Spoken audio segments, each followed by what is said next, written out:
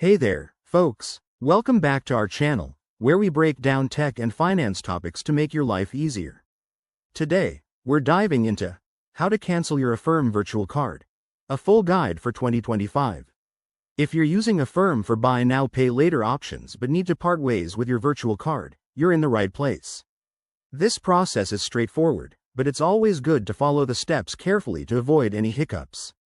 First things first, why would you want to cancel? Maybe you're done with payments, switching to another service, or just simplifying your finances. Whatever the reason, let's get started. Step 1. Open the Affirm app on your smartphone or head to the Affirm website on your computer. Make sure you're logged in with the account linked to your virtual card.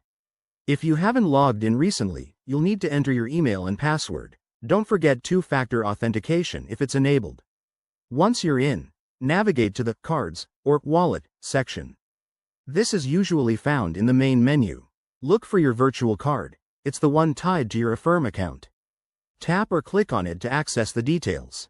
Now, here's the key part. Find the Manage Card or Settings option. Scroll down until you see something like Cancel Card. Before you proceed, double-check any outstanding balances. Affirm might not let you cancel if you owe money, so pay that off first if needed.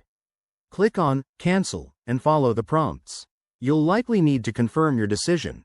Think of it as a safety net to prevent accidental cancellations. Once confirmed, your virtual card will be deactivated. That's it, you should receive a confirmation email from Affirm shortly. A quick tip for 2025. Processes might evolve, so if things look different, check Affirm's Help Center. Also, remember that canceling won't affect your credit score directly, but always monitor your accounts. Thanks for watching. If this guide helped, hit that like button, subscribe for more tips, and drop a comment below if you have questions. See you next time.